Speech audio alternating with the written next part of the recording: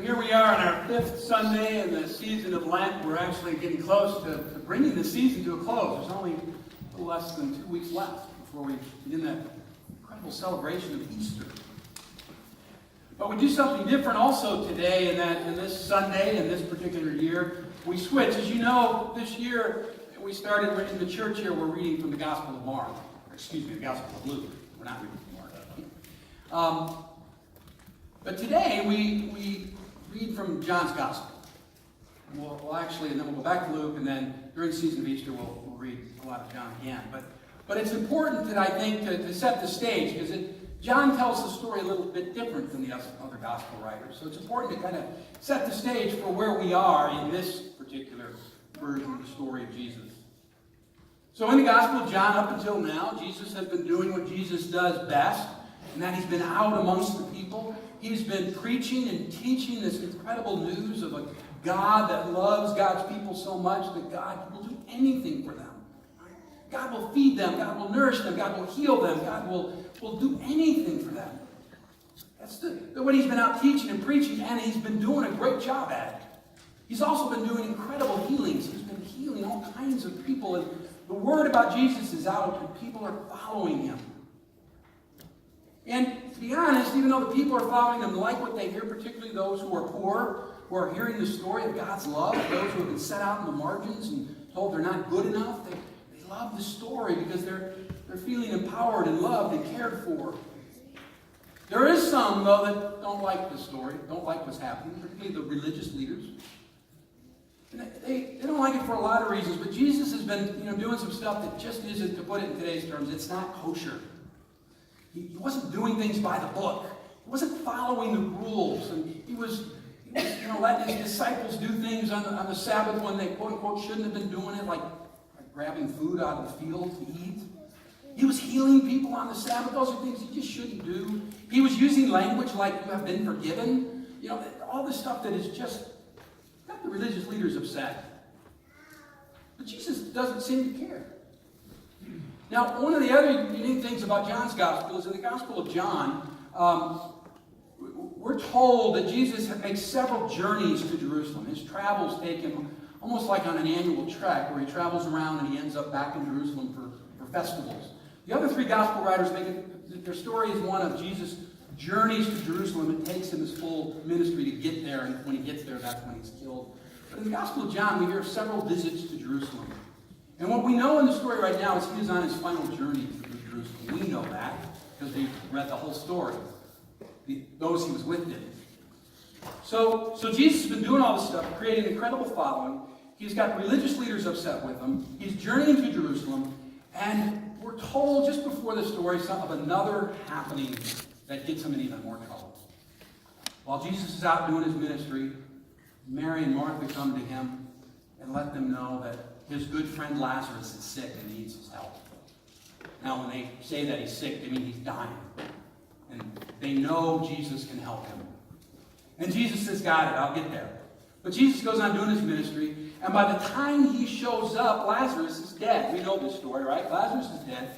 He's been buried. He's been put in the tomb. His body's been prepared, anointed and wrapped, put in the tomb. And Jesus shows up, and he says, he's not dead. He's just sleeping.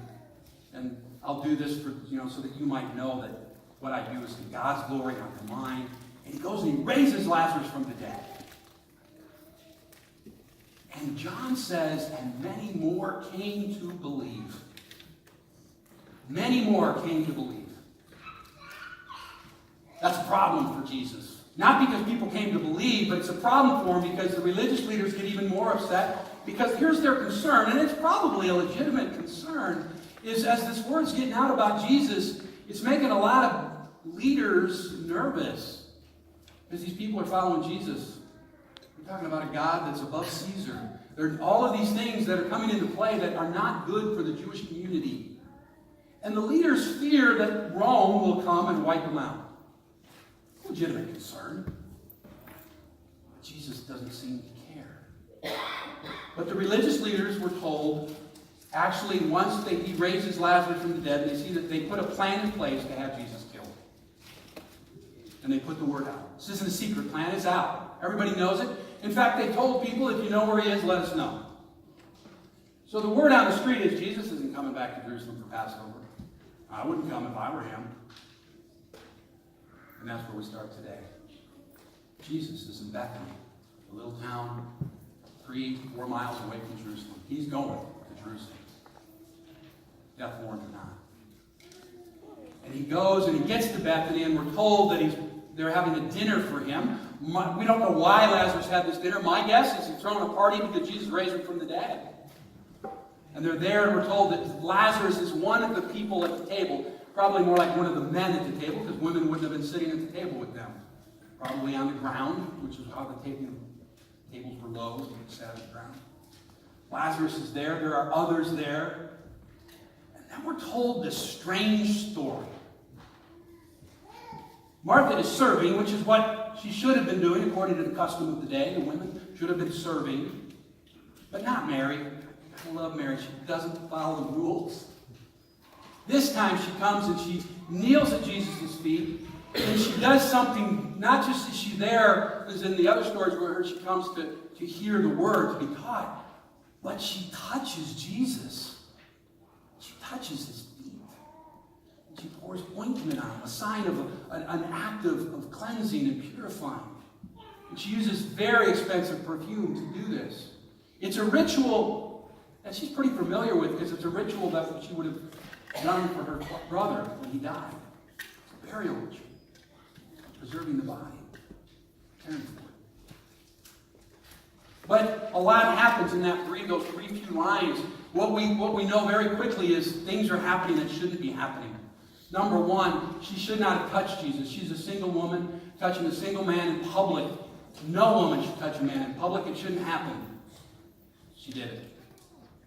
She wasted very expensive perfume. We'll get to that in a minute.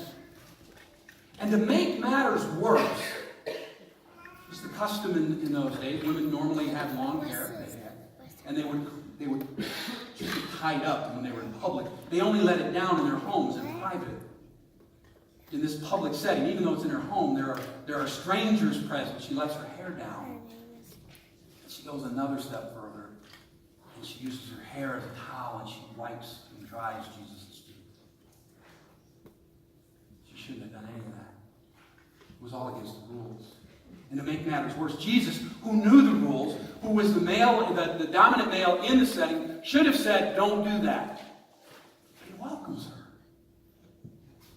All that's going on in the story. And if you would have been an Israel or a Jew in those days standing present, you'd have felt uncomfortable, particularly if you were a male. This shouldn't be happening. And then Judas does what, to be honest with you, now John says Judas is a thief. We don't hear that anywhere else in any of the other stories, but John doesn't like Judas' appearance, so he tells us this. But Judas' argument, I find kind of pretty appealing. Shouldn't she have sold that and used that money for the poor? That's worth 300 denarii. That's, by the way, about a year's salary for most people in those days.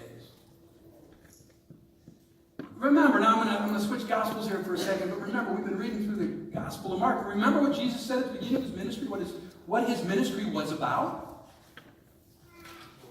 Yeah, caring for the poor, right? I have come to bring good news to the poor, to set the oppressed free, to sight the blind. The list goes on, right? He has come to do that ministry. So it kind of makes sense to me if I were one of his followers to say, Jesus, could we have done this a little differently? Maybe she could have used less expensive perfume. Not sure why she's anointing you, which they should have, but they didn't. Jesus gives this weird response.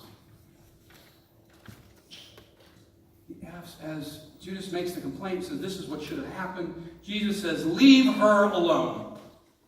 She bought it, but so that she might keep it for the day of my burial. You always have the poor with you.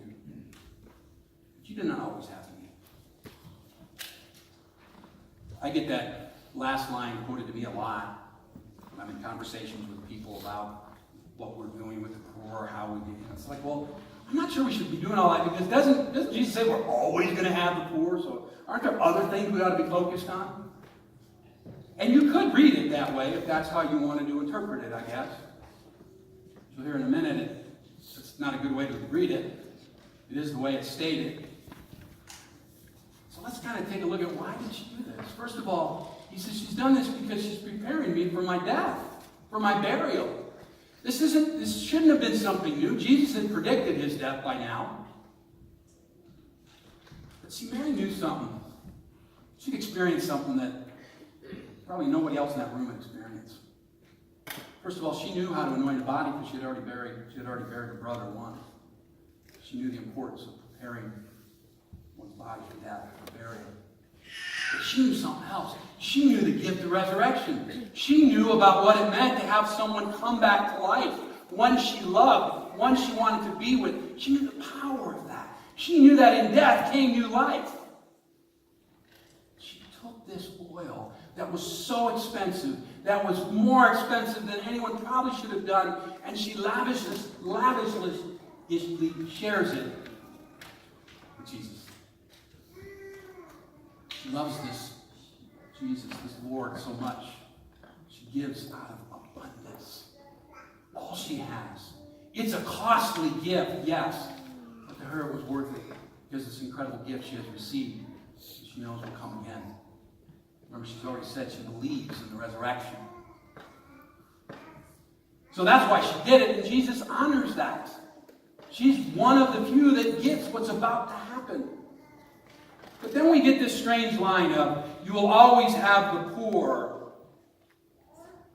with you, but you do not always have me.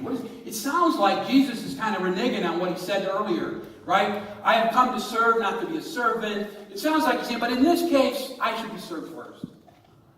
And that is exactly not what he's saying. And here's why I believe that. In the Greek, this term we translate, this term that you will always have the poor. If you remember your English, there's an indicative, which is a statement of fact, and there's an imperative, which is a statement or a command. And usually use different words or different forms of the verb to indicate that. In the Greek, in this phrase, they're one and the same. It can be translated as a statement, you will always have the poor with you. Or it can be translated as a command, which we don't really see often. Keep the poor with you always. Which is how I interpret this text. Because it fits. Jesus is saying to Mary, or to those around, those that are complaining. Yes, Judas said it, but everybody else around there was thinking it. Folks, do not get it. I am about to depart. I'm about to leave you. I love you. I will do anything for you, including dying for you, which I'm about to do. And my mission is coming to an end. But yours is not. Keep the poor with you always. In other words, don't let this be an excuse not to keep caring for the poor. Don't let this be an excuse not to gather as a community and be enriched by God's word and go into the world and share that abundant love with the world. Don't let this be the excuse. Well, we could have.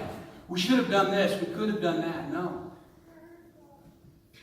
That's what God's love is all about. It's this abundant love that comes no matter what. It's a costly love. It is love at all costs. But it's also a love that is unexpected. It's unexpected because it's a love for all humanity, all creation. Even those that sometimes, whether we're part of the church or not, we deem unworthy. Like we're more worthy than someone else. But we do it, don't we? We have those standards we've set. But Jesus is saying to us today, this love God gives, you're called to share back. That's what Mary was doing. She was expressing a love of a God that loved her so much that God would die for her in just a few days. That's the call that's given to us today.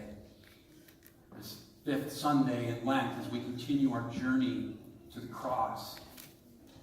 The call is leave here enriched. And I love the prayer you offered us today, Zach. And you said embolden us. And what are the words? I think you said, I wrote them down. And I don't know where I put it now. But embolden us, enrich us. Let us prepare us to go and give a love like that to the world. A love where we're not worried about the cost to us.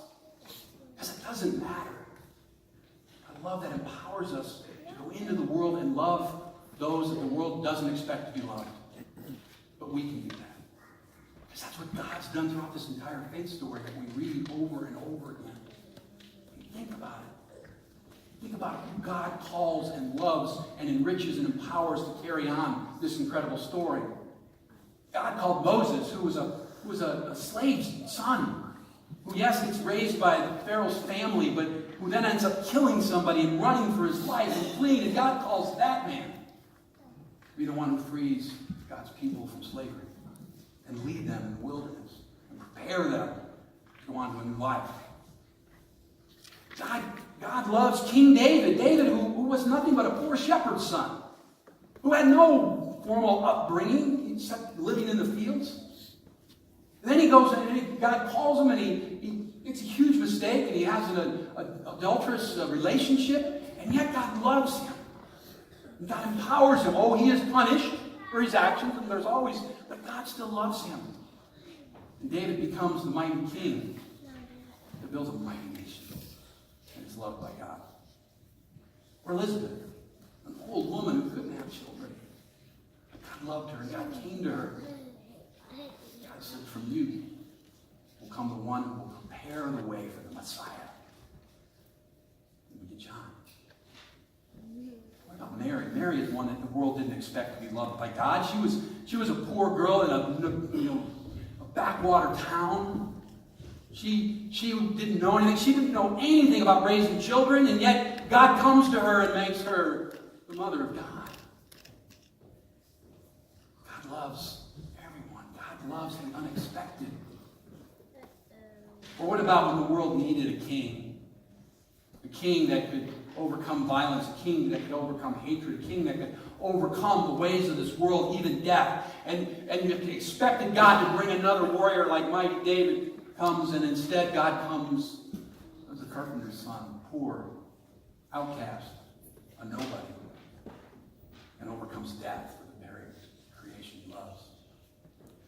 God's love is generous, and God's love is abundant, and God's love is unexpected. And in response to that, Jesus says, keep the poor with you. In other words, be generous with your love.